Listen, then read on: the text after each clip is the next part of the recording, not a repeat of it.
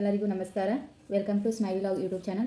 ಇವತ್ತು ನಾವು ಹೋಟೆಲ್ ಶೈಲಿಯ ಇಡ್ಲಿಯನ್ನು ಯಾವ ರೀತಿ ಮಾಡಬೇಕೆನ್ನೋದನ್ನು ನೋಡೋಣ.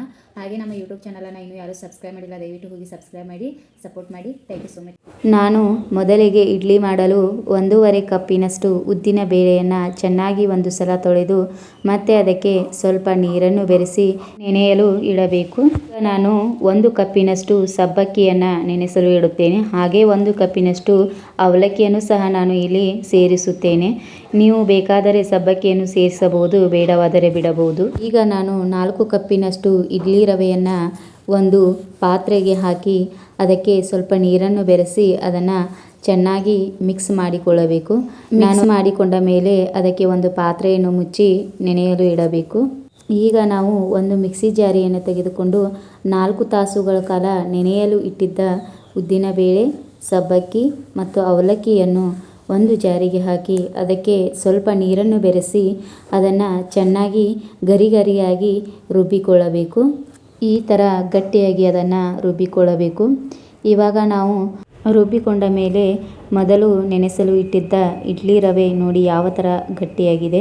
ಆ ಗಟ್ಟಿಯಾದಂಥ ಇಡ್ಲಿ ರವೆಯನ್ನು ಚೆನ್ನಾಗಿ ಒಂದು ಸಲ ಮಿಕ್ಸ್ ಮಾಡಿ ಅದಕ್ಕೆ ನಾವು ಮೊದಲಿಗೆ ರುಬ್ಬಿಕೊಂಡಿರುವುದನ್ನು ನಾವು ಈಗ ಇಡ್ಲಿ ರವೆಗೆ ಮಿಕ್ಸ್ ಮಾಡಬೇಕು.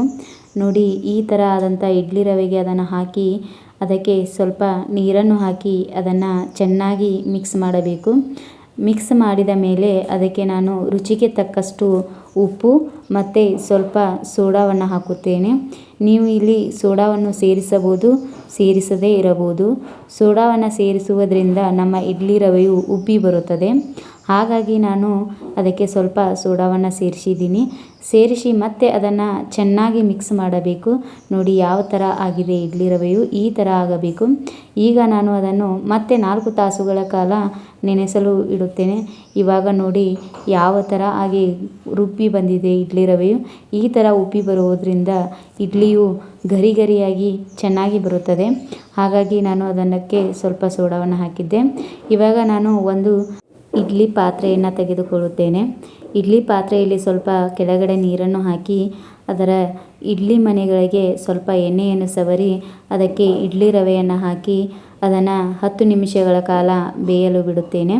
ಇವಾಗ 10 ನಿಮಿಷಗಳ ಕಾಲ ಆದ ಮೇಲೆ ನೋಡಿ ಇಡ್ಲಿಯು ಯಾವ ಥರ ಗರಿಗರಿಯಾಗಿ ಸಾಫ್ಟಾಗಿ ಬಂದಿದೆ ಅನ್ನೋದನ್ನು. ನೀವು ಈ ಥರ ಇಡ್ಲಿಯನ್ನು ಒಂದು ಸಲ ಮಾಡಿ ನೋಡಿ. ಹಾಗೆ ಇನ್ನೂ ನಮ್ಮ ಚಾನಲನ್ನು ಯಾರೂ ಸಬ್ಸ್ಕ್ರೈಬ್ ಮಾಡಿಲ್ಲ, ದಯವಿಟ್ಟು ಹೋಗಿ ಸಬ್ಸ್ಕ್ರೈಬ್ ಮಾಡಿ, ಶೇರ್ ಮಾಡಿ, ಲೈಕ್ ಒತ್ತಿ. ಧನ್ಯವಾದಗಳು.